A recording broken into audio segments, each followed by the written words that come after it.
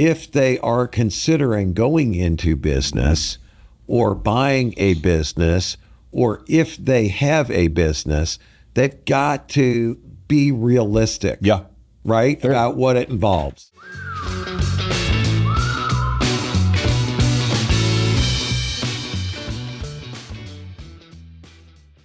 Okay, well, here we are, everybody. We're back again with another episode of Big Talk about small businesses. Business. Dude, that was we're awesome at this shit, man. We have fun with it. We do. We have fun with this whole show. We have fun with life and business. We do. You know to. it? And that perfectly dovetails with today's topic, really. It does. You shouldn't have to kill yourself or your business. It's true. That's the topic that's laid out.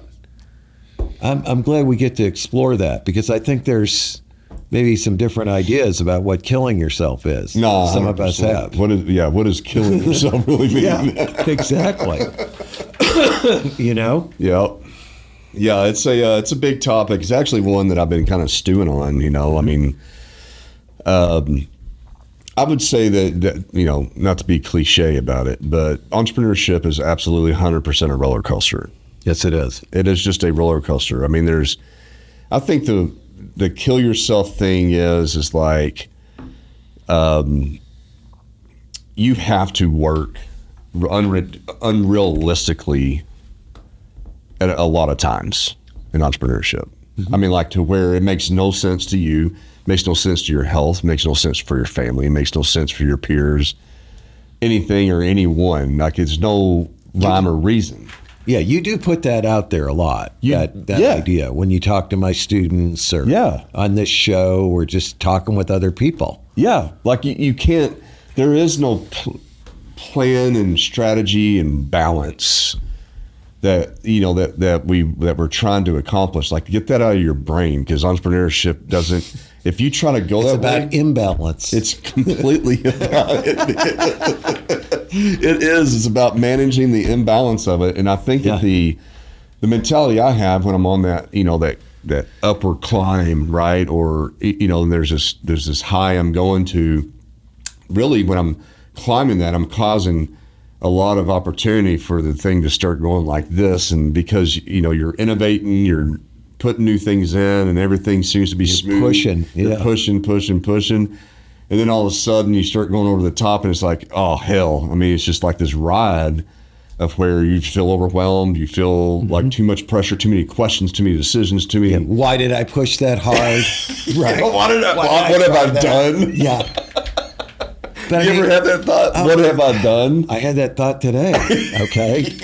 More than once. I mean, you saw I almost backed into somebody out there in the parking lot. You did. That was. But we were both doing it at the same time. I mean, it wasn't all my fault. Right.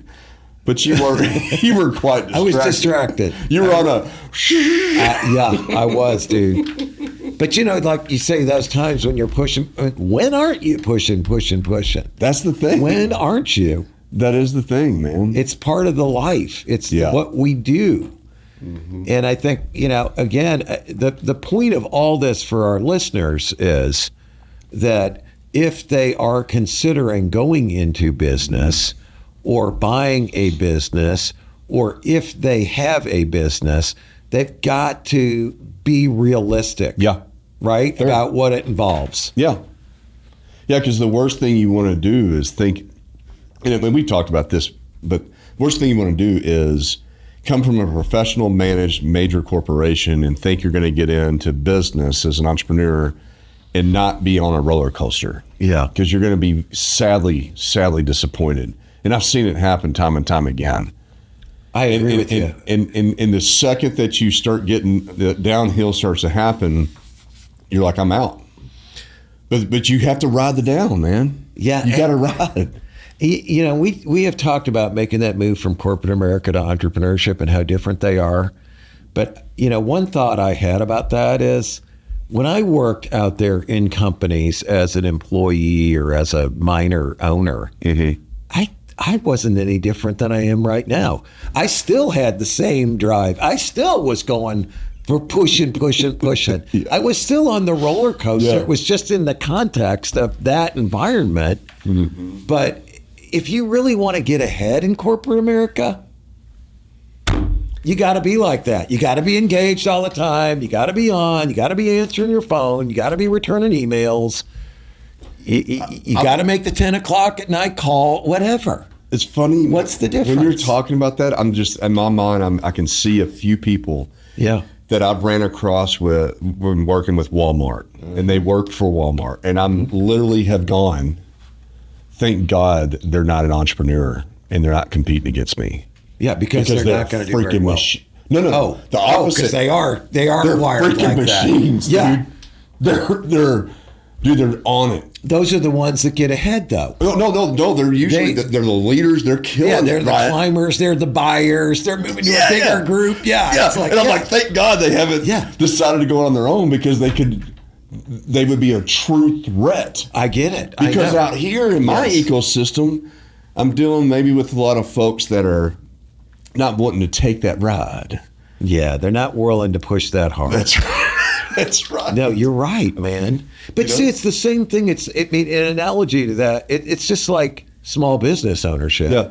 There's plenty of small business owners who are not fully committed and engaged, and they do a mediocre job as a result. And therefore, if you are fully engaged, you are fully committed, you are pushing, there could be 50 freaking competitors out there, and you'll blow them out. 100%. Okay, every time. I mean, have you seen this window washing company, by the way, called Pink? Yeah. They would be a great sponsor for the show. They would. They'd be great guests, too. They would be, because here they go, okay? What's the worst, most fragmented, crappy business? There's a zillion providers out there. Window washing. You can call 20 of them right now.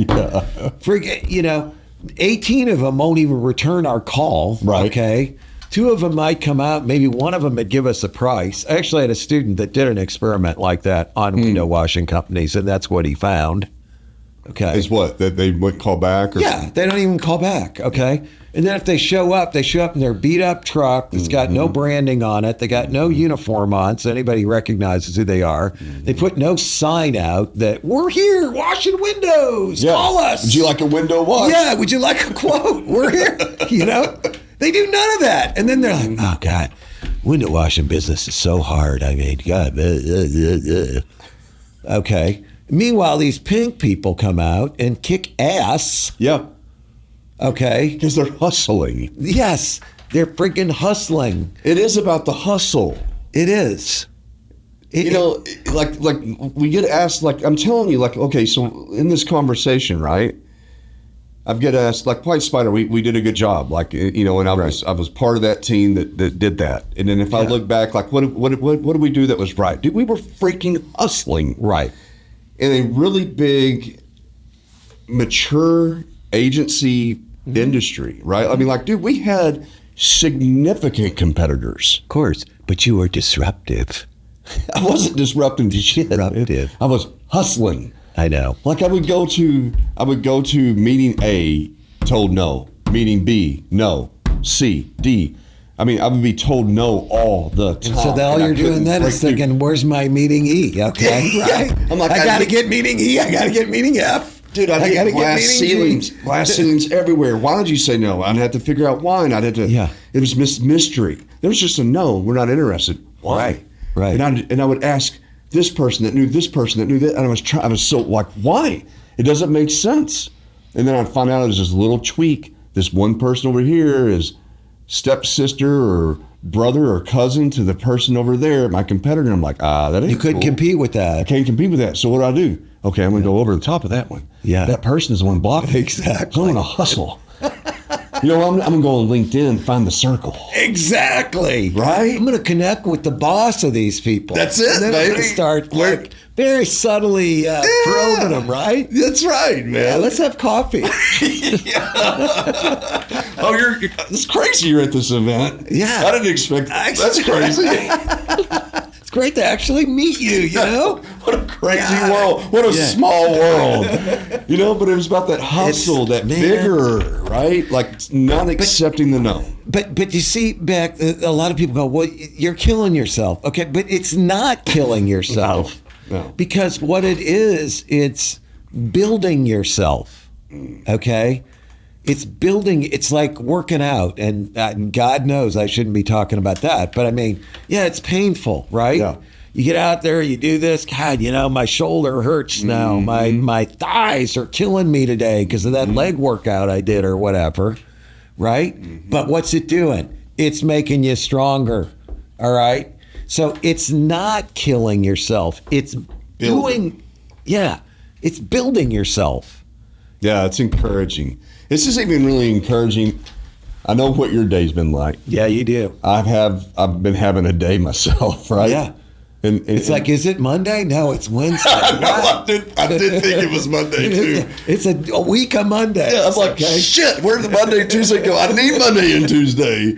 Surely I'm not already on Wednesday. I know. I got so much more hustling to do before everyone else goes home for the weekend. Yeah, I know. Because my time's constrained on what I can do based upon other people and what they balance themselves out to be. Yeah, when it's 4:00, I'm done, man. I'm completely checked out. But there's certain things I have to be able to do before 4 because someone else is going to go home. Yeah.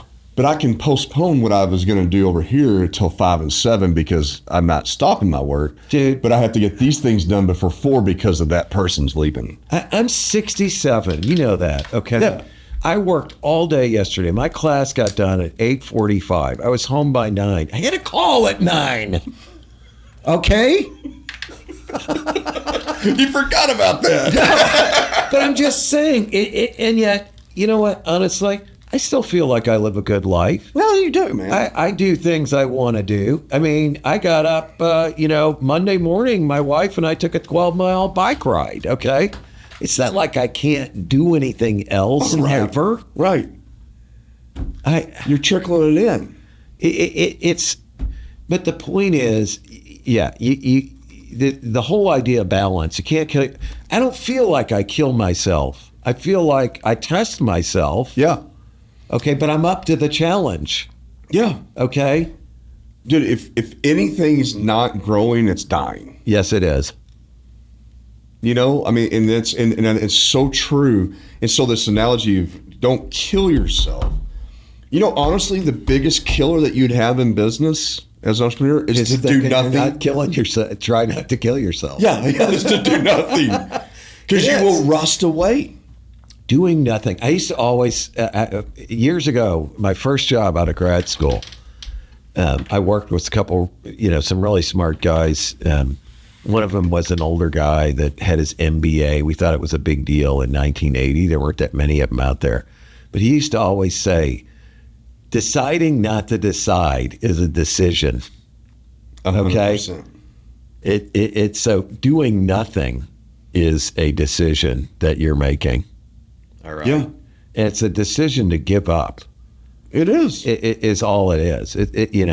We used to also say patience is not a virtue, okay? Yeah. Because sometimes that's what it means. Yeah. I'm going to do nothing and just wait. That's right. Okay? Yeah. I'll be patient though. Or I need this time to do nothing. Yeah. I need some time to do nothing because me doing all these things is making me worn out and I'm afraid I'm going to overwork it. That's a really good point because you know what my do nothing time is? It's actually doing something. But it may not be the stuff that takes me the most mental. No, yeah. Right? It 100%. Could be, I'm, like I'm out there cutting my hay fields or freaking whatever, all right?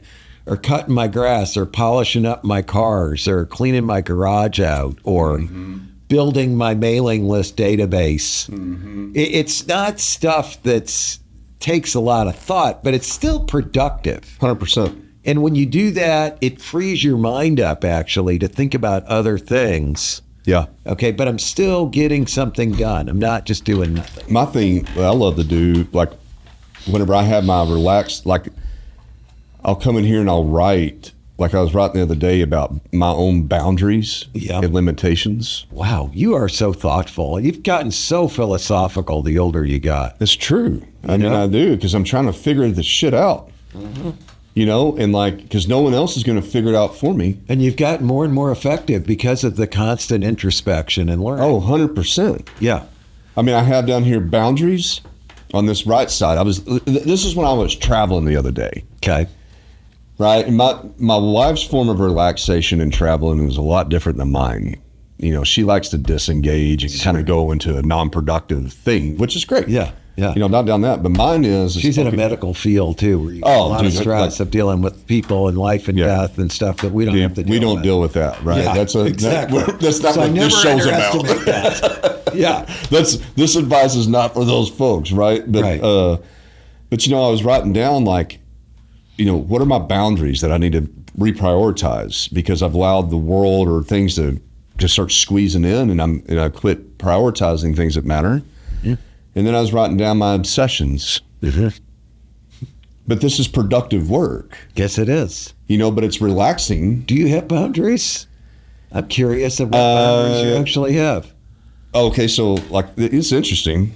I forget about what I was thinking at the time, but I was writing down long meeting times. I have rarely found that any meeting lasting longer than 30 minutes has value. Oh, I agree with that. So I need to quit doing longer meetings than 30 minutes. Yeah. Because I'll allow them to go.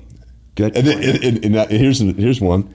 Right after that, I said, my own soapboxes are killing my own time. Mm-hmm. When I get into a meeting and I get on a freaking soapbox and I start preaching, I'm killing my own time. Get so far, I agree with both of those myself. Go on. This is really telling. Yeah. I said, stop checking emails and texts constantly. Designate time to specifically check those. Oh, I wish I could do that. I know. Okay. Wish I could do that. Then give myself 15-minute breaks throughout the day at times. Yeah. Just take 15 minutes. Yeah. I don't need an hour and a half. A lot of times, I'll allow my calendar to back. Yeah, you can't do that. You got to be able to go to the bathroom and get a drink. And yeah. And then I just kind of I just have this collapsing exhaust at the end of the day. Yeah. No, those are all good. I mean, that's really interesting that you're doing that. But this is completely relevant to what we're talking about. 100%. This is how you don't kill yourself. That's right. But you still do everything you got to do, right? Yeah.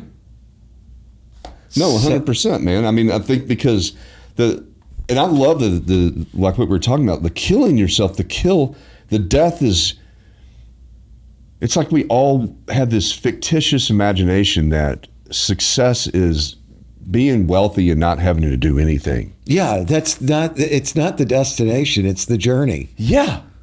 Where did we come up with this? I don't know. Because it's number one, when you get there, it's not satisfying. It's depressing. Right. That's why you see most really successful people still drive. Why would Warren Buffett still be going into the office, right? He sure as hell doesn't need to. Right. There's no doubt about it. There is something there that when they land there, they lose their purpose. Yeah. We all need a purpose. And so I think the question, if you want to kill yourself, is have that imagination that there is somewhere this fairy tale existence where you are going to not have to work hard and have stress, like you're talking about, like the muscle stress. Mm-hmm. You're not going to be in a pressured situation, right? And you're going to be happy. Yeah. That doesn't exist. Yeah. That's a fairy tale. Yeah. But for some reason, we all believe in that. Yeah. It's like there's this relief valve somewhere. It's a fairy tale for a high achiever. Maybe it's not. Maybe some people who never really were that motivated and inherit a bunch of money or whatever and then don't do anything. Maybe they're happy. I don't know. Okay? Because they don't have the same need to do anything that we have. Okay, so... Okay, maybe they're happy. I don't know. Maybe so. I haven't seen it play out yet. I haven't. Most lottery winners actually do really poorly after that, right? It's kind of the same thing. Yeah, I've seen older folks that have retired. I haven't seen a really happy, satisfied, non-productive retiree that's been happy. A lot of people die after that. Yeah. Okay. They do. I mean, there are some oddballs. My dad was an oddball character. Uh-huh. I mean, he worked real hard at times. He had his ad agency and management consulting and all that. We talked about it. But when he got to be 59 or whatever he was, he said, I've done what I don't like for the last 40 years. Henceforth, I no longer work. And he lived to be 96. I think he was 57. Yeah. And whatever. It was like 39 years. But the difference in my dad and a lot of other people was he worked out every day. He ran, he read, he studied, he donated his time to various things. He went to to elder hostels and traveled around and took classes and stuff he didn't know anything about. He was active in pressure. He still had pressure. His pressure was to self-improve and basically find the meaning of life. Okay, that was his thing, and then convey that to other people. Mm-hmm. So, but it's not the same as you and me, okay, in a way. I mean, we all want to be teachers, I guess. That's also part of this journey that we're on. Yeah. But there are some people who seem to manage that deal. Although, like he always said, thank God for Charlie Borsig. That was my grandfather, or I'd be screwed. Okay, that was my mom's dad. Oh, yeah? Because he inherited some money from Charlie Borsig. Okay. But anyway. You said thank God for him. Oh, yeah, I always said thank God for Charlie Borsig, or I'd be screwed. But let's go back to this for a minute. The hustle myth versus sustainable success. 61% of entrepreneurs work more than 50 hours a week, and nearly 20% work 60 plus hours. Source Capital One Small Business Survey. I mean, yeah. Yeah, I mean, I don't even know. Again, I don't know how somebody can define how many hours of work they do. I have no idea how many hours. I always say, if I'm awake, it's possible I'm working. Yeah, no, that's it's fair. likely. Yeah, and what do we call work? I mean, like I would say, number one, I don't go by weeks because it all kind of blurs in a way, right? Yeah. It's about a day. Yeah, it is. You know, and even if I'm in like, what do I call work? Because I'm really never disengaged. Right. You know? So therefore, am I still working? Yes, that's why you couldn't possibly fill out a quote timesheet if you save your life. No. There's no way. There's too many different plates spinning that you're dealing with simultaneously. Well, and I certainly don't, when I wake up at 3:30 and I can't stop thinking, so I just get up and start work. I don't count those hours. Yesterday, 10 to 4, buddy. 10 to 4 was your 10 sleep? 10 to 4 yesterday. That's when I got up. 10 minutes until 4. Yes. Yeah. 10 minutes until 4. Dude, I did that. I was in Cancun with my wife. Mm-hmm.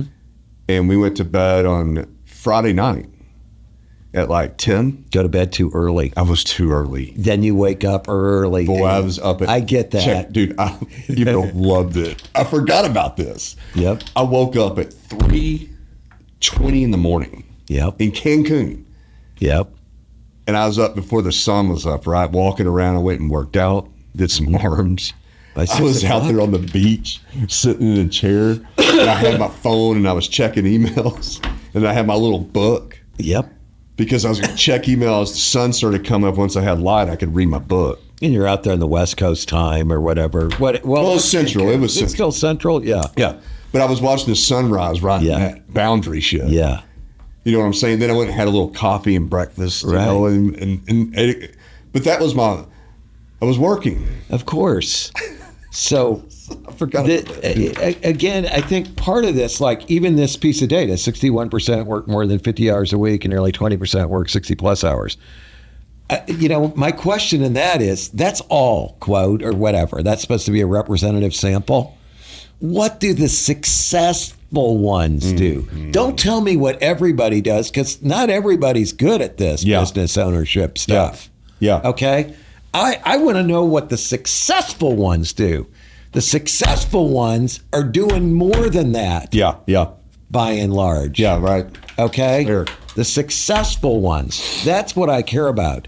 Don't tell me about the masses. Don't tell me what the average marketing spend is for hamburger restaurants. Right. Tell me what the marketing spend is for the number one company. The ones that are killing it. Killing it, okay? Mm-hmm. That's what I want to know, all right? That's fair. That's the problem with a lot of this data, okay? Burnout is a business risk, not just a personal one. 42% of small business owners say mental health has negatively impacted their business. Okay, well, let's talk about that for a minute. What's surprising about that? Who doesn't think their mental state affects their business? That's like saying that study that I saw done once at a specific university. The less water you drink, the darker your pee color is. Right. Duh. Okay? Mental health affects your business. Of course it does. Yeah, it happens. It's everywhere you go, man. We're all humans. We bring everything from our lives into our work, right? Yeah. If you're an employee, you could say the same thing. Okay, so there's no shock there. Loneliness and pressure of leadership. 63% of business owners report feeling isolated in their roles. That doesn't surprise me. Not at all. I mean, I constantly feel isolated. Yeah. It's actually one of the biggest challenges, I think, in entrepreneurship. How do you overcome that isolating feeling? I had it this morning pretty significantly. Well, you can always call me. I know I can. And talk. But I'd rather, that's my challenge. You want to work through that? Hell yeah, baby. Yeah. That's you don't want to admit to me that you're feeling bad. Well, I could have called you this morning and cried. Okay? Especially when you wake up to it and it's dark outside and you're like, dude, this shit ain't working, man. I know. This shit is not working. God.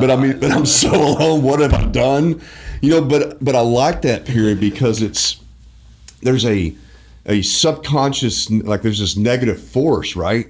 That's trying to interfere with all the other positivity that you're bringing. Yeah. There's always this pull against these, and I think that isolation brings introspection. Big time, baby. And when you overcome that, when you overcome yourself, then you can overcome anything else. Mm-hmm. And a lot of times, when I do that, and I'm like, man, okay, I know what this is. And the older I get, I'm recognize it more. I remember my young entrepreneur career, I didn't even know what was happening, and I just somehow fumbled my way out of it. Yeah. And a lot of times I depend on somebody accidentally or incidentally bringing me into a better mood. Like with my kids, when my girl was little and she'd do something cute that'd break me out of this negative thought process, and I get it's distraction method.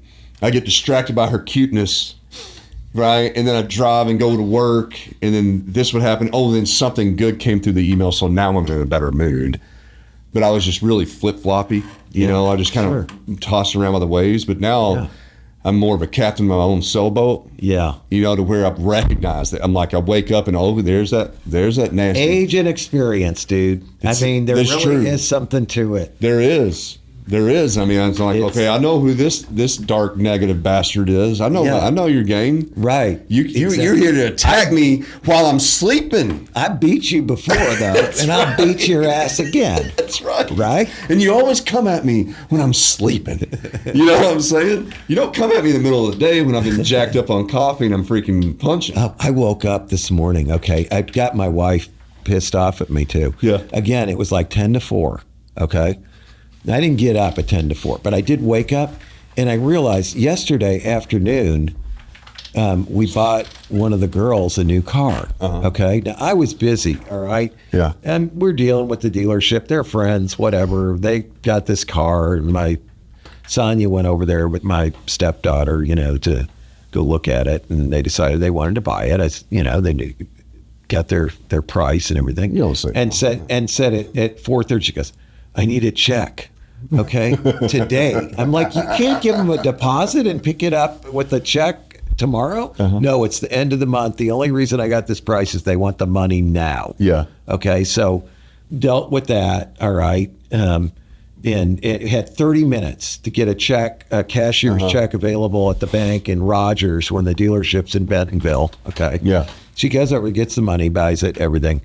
I had to break. While I'm doing it, I had to send her proof of insurance that we had insurance on automobiles, not this one, mind you. Mm-hmm. So anyway, they buy the car. Okay.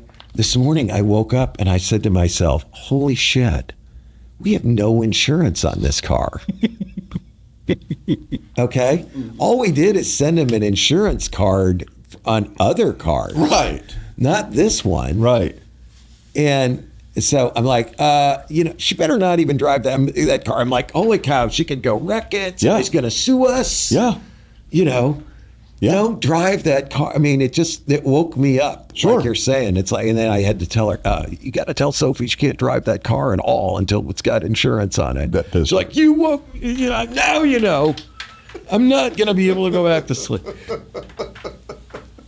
Most of the time, though, I don't have a lot of those negative thoughts in my dreams or anything. I do dream about business constantly. Yeah. Yeah. Do you?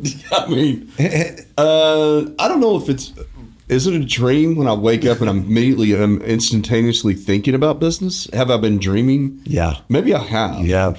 You think? Mm-hmm. Because I've just been thinking about it as like I wake up and I'm like, go. Your mind has been working on that all night, see? Is that what's going on? Yeah, and then now you want to do something with it when you wake up. But anyway, let's look at this. So yeah, don't get me wrong. I don't wake up every time negative about stuff. No, right. no, most of the time. It could be an opportunity. Now there was a period. Yeah. And so I think, again, killing yourself, right? Like if you're an entrepreneur and you're waking up and there's this negative loom, that's not uncommon. No. I think a lot of this discussion that we're having, and even on the show in general, but specifically this, is like, as an entrepreneur, you feel this isolation. You cannot talk to people all the time. And so you feel like that you're killing yourself in business. When the reality is a lot of the things you're going through are very common. Yes, they with are. entrepreneurs. Yes. And you're actually building. And that's why you're facing negativity. That's why you're facing some sleepless nights. That's why you're waking up at 3 o'clock in the morning.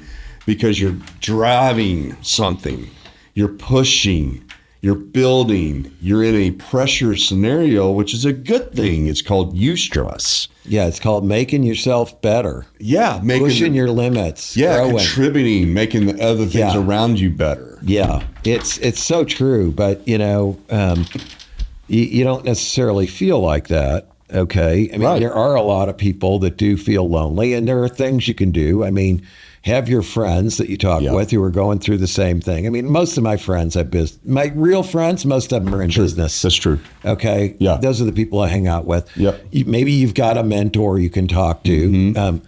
Your spouse you can talk to. Hopefully they're supportive and understand what you're going through. Mm-hmm. Maybe you need to go see a counselor and talk to somebody. There's nothing wrong with that.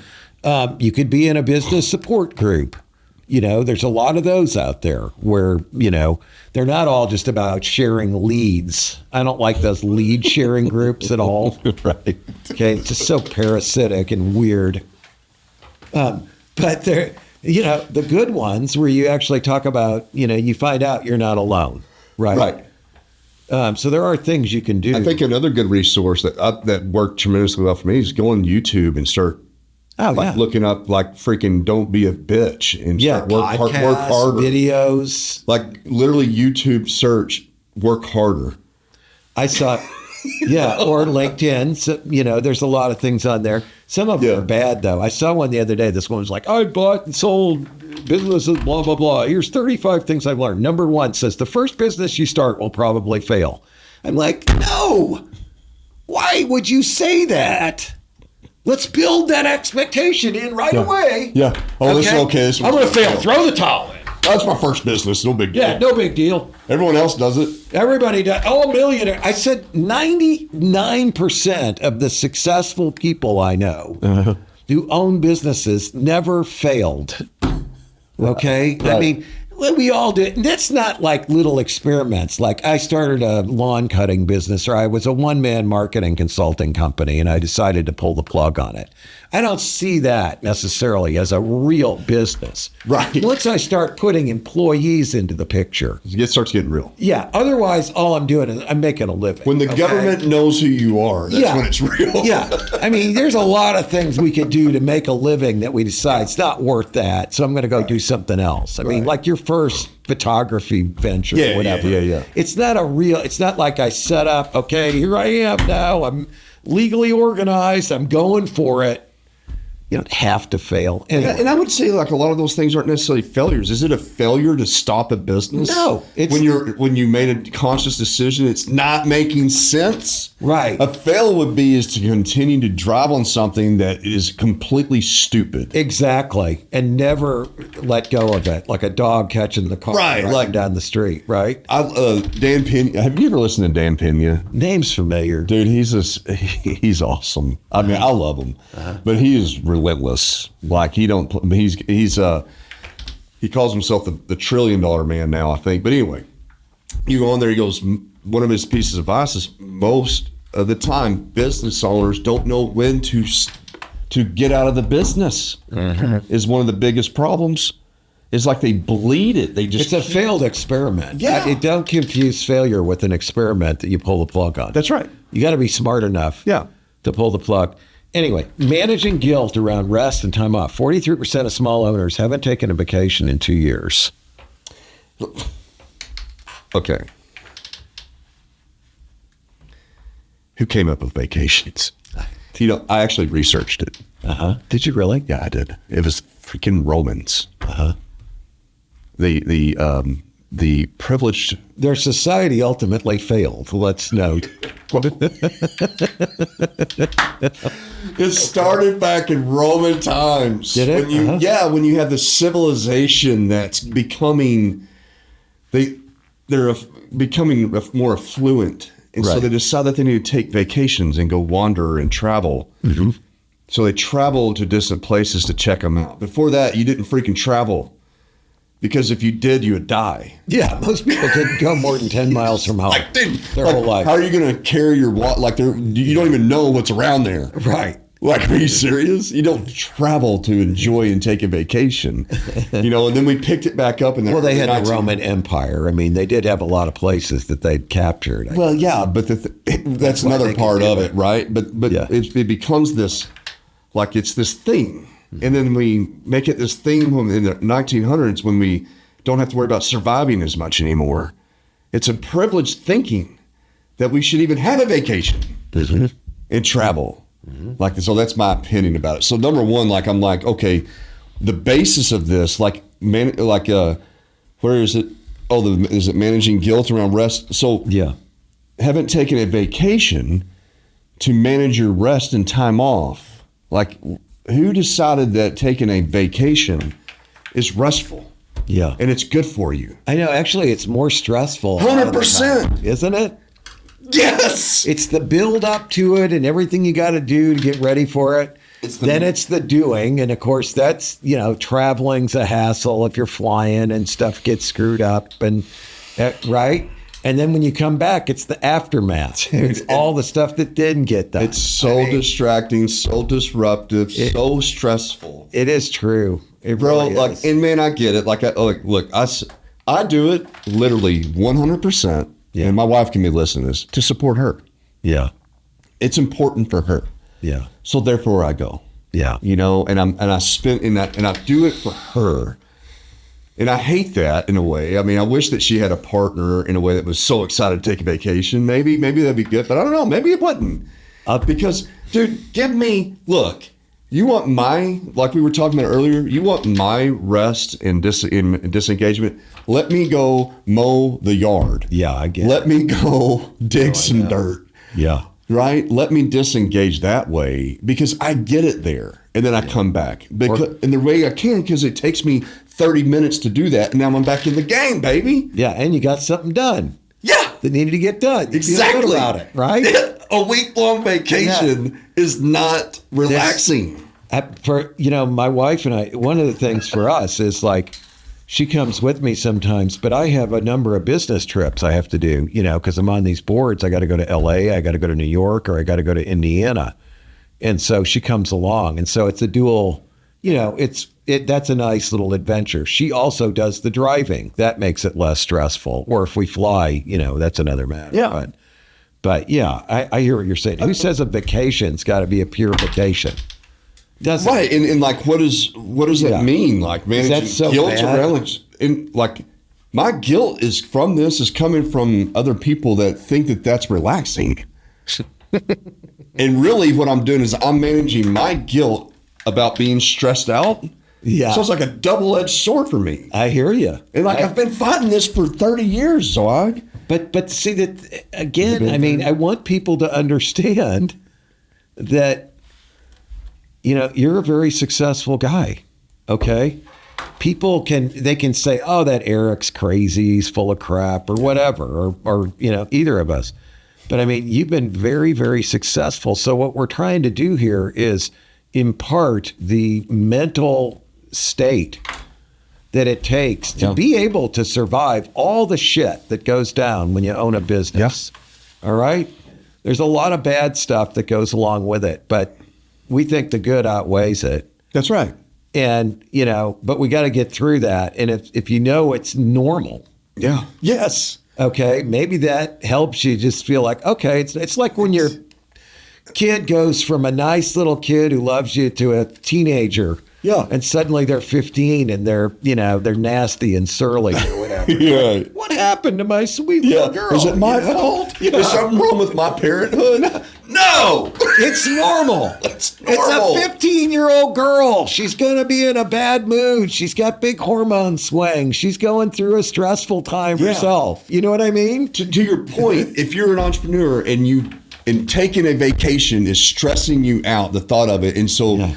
And then somebody convinced you that therefore makes you a bad business owner because you haven't managed your business enough so you can take a 2-week vacation, and so therefore you're not successful. That's a lie. Exactly. And that's a lie. Yeah, and I don't know about you, but I've had to overcome that on my own in isolation. Yeah. To get to a point where, like, you know what? Piss on everybody. Right. Like I don't need to listen to that shit. Let them do what they want to do. Exactly, man. This is how I'm rolling, baby. Yes. I now have and so it took me too long. Like I went through a lot of, to the point, managing the guilt. That word guilt is really the bad thing about this, is that there's this guilt that you as a business owner that you should be taking a vacation. You know what makes me guilty? What? Not doing what my greatest priority is. 100%. That's what makes me guilty. Yeah. That's why I'm so about the priority list and doing the things that you don't want to do first. Because then if I get nothing else done, at least I'm not guilty. I feel like, I did what I had to do today, essentially. Dude, I love that. That needs to go in my freaking book. Like, do the most not wanting to do thing today, right now, first thing, every morning. Yeah, that'll reduce your guilt. 100%. Okay? And you will get more done, by the way. The mistake is a lot of people think, my way I'm going to reduce my guilt is I'm going to do 10 little things, but not get the thing I really needed to do done. The shitty thing, by the way. Yeah, the real shitty thing. The one I needed to confront. Yeah. Okay. Like talking to this person or doing. Oh, I'm telling you. I've actually because you have said that, like I have practiced that a little bit better. I have to give myself some credit on it. Because I think that we never, you never really accomplish everything that you need to get done anyway, ever. Right? No way. But I have been dealing with in this week, like there's this important matter that I really don't want to talk about. Like, you know what I'm saying? Like, why do I have to be the one that deals with this? And it's just, but I know it needs to get done. But I have been dealing with it every morning. I've been talking about this subject with this person, trying to get to a good agreement so that we're aligned. Yes. And I'm like, it's not comfortable. No. It's not what you want to do. It's not. And I love this person and they love me. And that's always a problem. Yeah. You don't want to hurt anybody's feelings. No. I want him to win. Right. Yeah. Like our expectations are all out of whack. But man, if we can find this. Yes. Like I really don't want to talk about it because to me it's obvious. Yeah, I understand. And I really want Bob to deal with it. Yeah. No, I get it. But no, I need to own this. Like this is my problem. No, I get it. Okay. So I have learned from you, Zweig. Hey, thanks. I've learned from you too. Being on this show. I wish I had done some of the things that you've done. I'd be more successful today. I don't know, bro. Ready to level up your show? At podcastvideos.com, we offer industry-leading recording and expert marketing to help your show reach more listeners. From creation to distribution, we've got you covered. Visit podcastvideos.com and elevate your podcast today. Mental health's a competitive advantage. 76% of employees say mental health support is a deciding factor in staying with a company. Well, suddenly we're talking about employees here. I don't know why that's the case. Bad Sam. Sam, yeah. If you're listening to this episode, you made a huge mistake. We only care about business owners, okay? That's right. Yeah, you hear that, Sam? Or aspiring business owners. Yeah. I don't know. I can't imagine staying in a job because they have good mental health support. Personally. I mean, does that make me sound terrible? Staying in the job because of that? Like, I hate everything about this job, okay? I hate the people I work with. I don't think this place has any purpose. Yeah. All right, I don't feel like I'm getting ahead here. But Yeah, good they're saying it's a deciding They have factor. good mental health support, so I'm going to stay. That's pretty. That's a little bit self-serving that the American Psychological Association. Yeah, I gives think that they're stat. promoting their own thing there. Like, hey, our statistics, but I mean, dude, I have been part of a company where this was such it was a significant deal about the whole mental health. And I mean, look, man, I think we all, like, we just all need to recognize, like, you need to take care of your mental health. You need to take care of your thoughts. Yeah. You need to understand as a human being how to deal with your thoughts. Yeah, and managers need to understand that people do bring all their baggage to work. Oh, It's yeah. not like you can totally disregard No. that. I think more importantly than mental health support as managers who actually care about the people deeply. Recognizing they're human beings. Yes. And you as a manager, you have a responsibility. Right. You're very good at that. Yeah. You don't have turnover. Your people like working for you that's because you true. care about them. We've had low turnover. Okay. Yeah. And you always do because you build loyalty because people give a shit. You care. Yeah. You care. Like I do. Like, actually, I was just talking to my homies. Yeah. I call my two goofballs, right? Uh-huh. You saw Up front there? Yeah. When I went to the coffee shop. Yeah. Two of your key people. My key people, right? Yeah. But they're great. I love them. Right. But they know, man. And like, I literally called them over there because I want them. They have to know where they're at in the value. Yeah. Like, in my message to them when we were leaving, I was like, guys, look, you don't. Like, we have numbers you're hitting, metrics and activities, et cetera. Yeah, that's great. Mm-hmm. That's to keep you on track. Right. Only thing you need to do to be successful is you got to bring that confidence level up in yourself. Yep. Right? Bring that bastard up. Yep. And that's where you're winning. Right. Because right now, that's when you set here. the goals higher. That's when you push for higher because you believe it's possible. Yes. Okay. That's when you walk in greatness. Yes! That's when you walk in a meeting and you're like, I have the answer. And you know it's the answer, and you're helping them win. It's that Kit Miyamoto International. Yeah.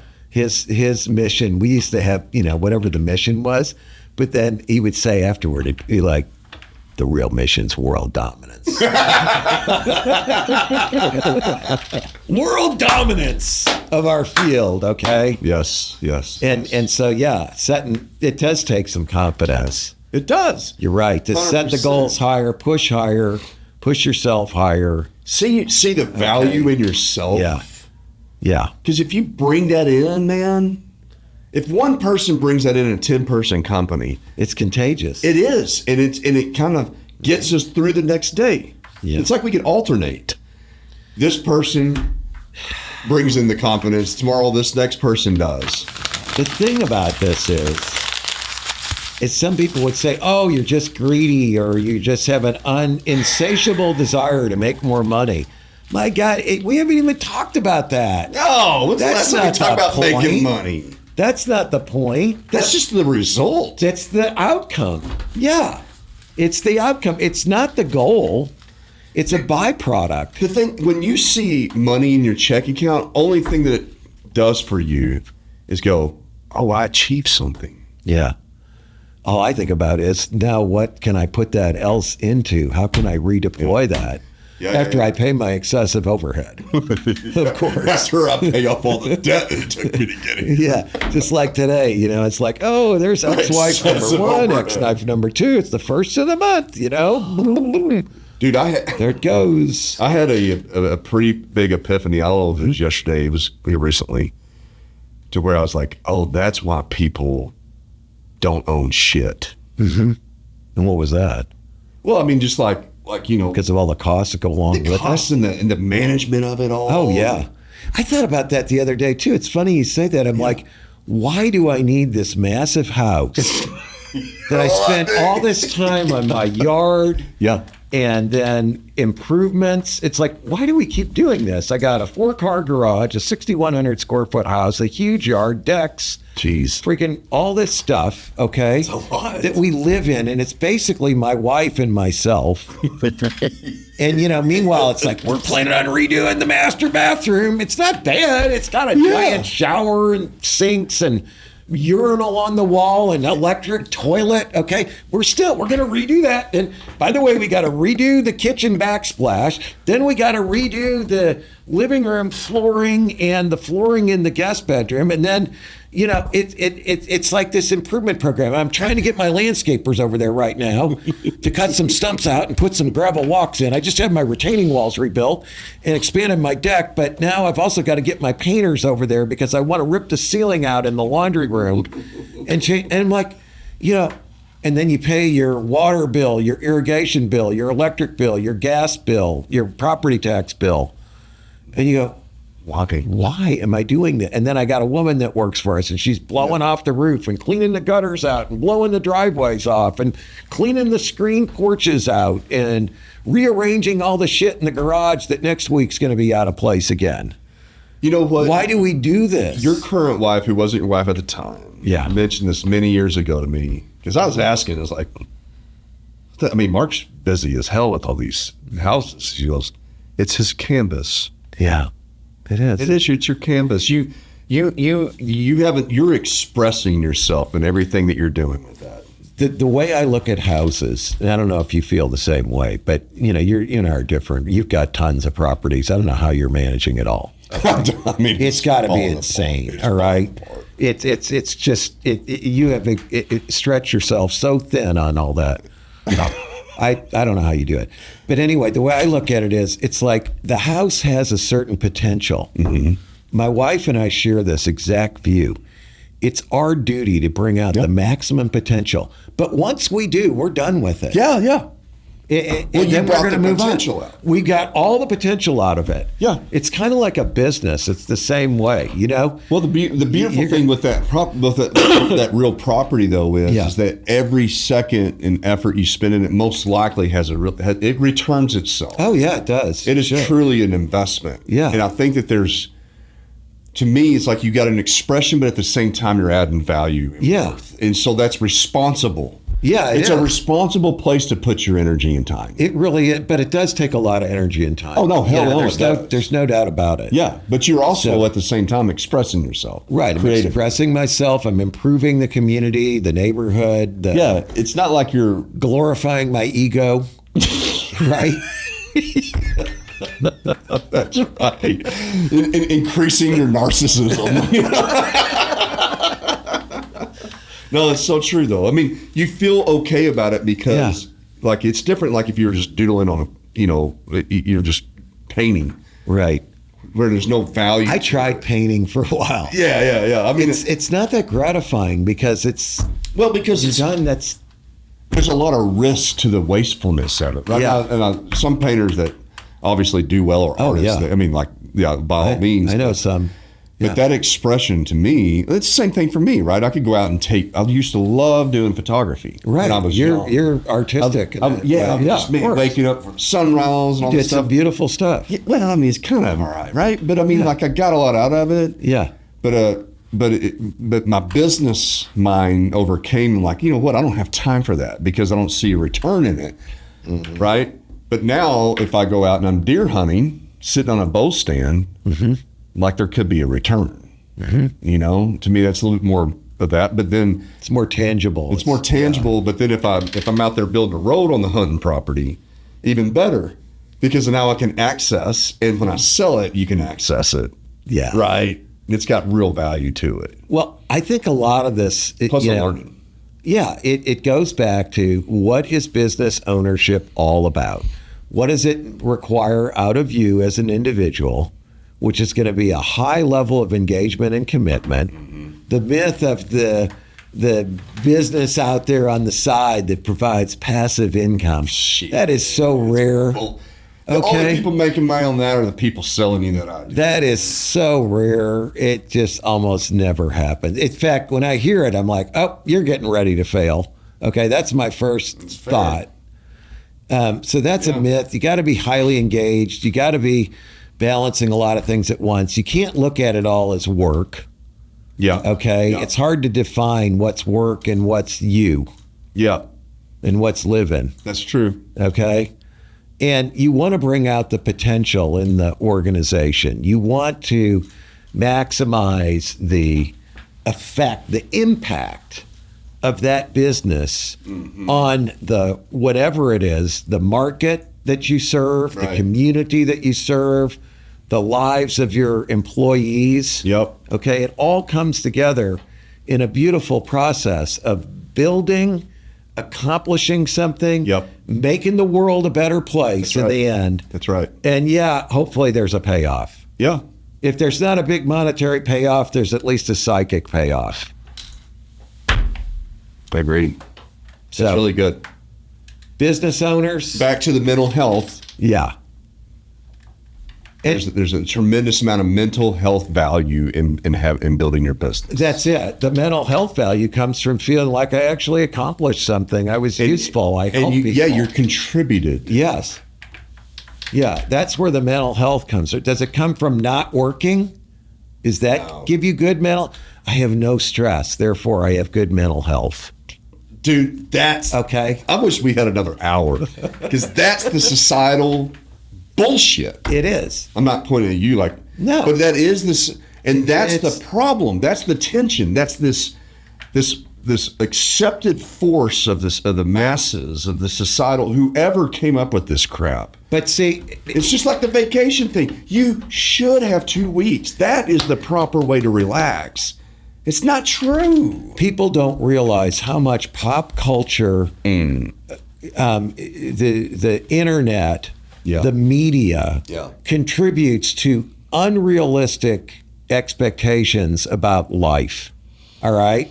If we took all that away, where do we get those ideas? Where do we get that programming from?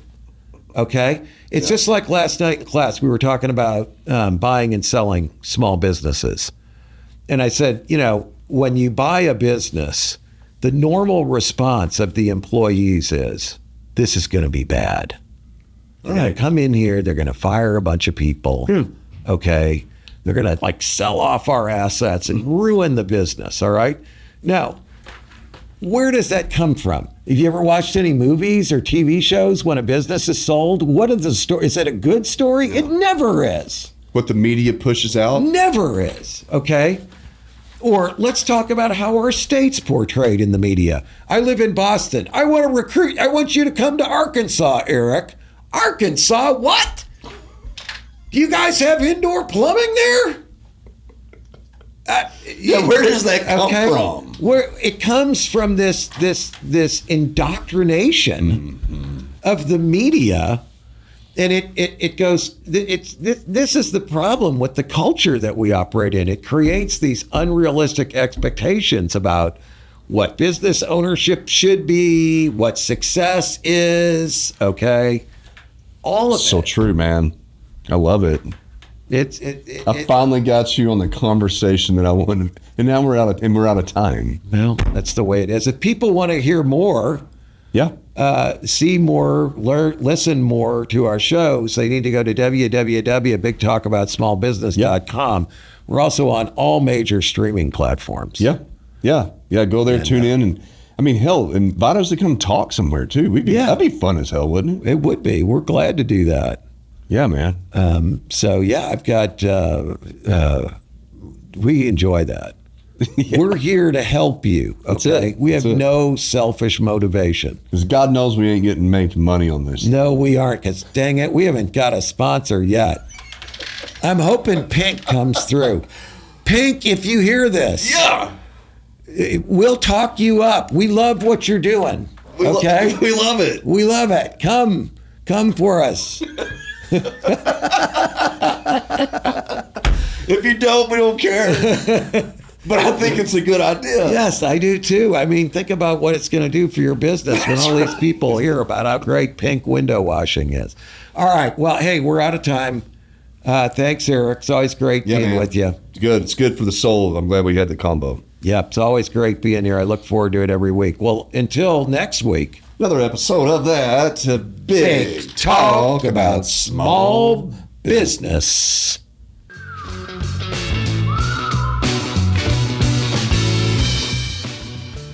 Thanks for tuning into this episode of Big Talk about small business. If you have any questions or ideas for upcoming shows, be sure to head over to our website, www.bigtalkaboutsmallbusiness.com, and click on the Ask the Host button for the chance to have your questions answered on the show. Stay connected with us on LinkedIn at Big Talk About Small Business. And be sure to head over to our website to read articles, browse episodes, and ask questions about upcoming shows.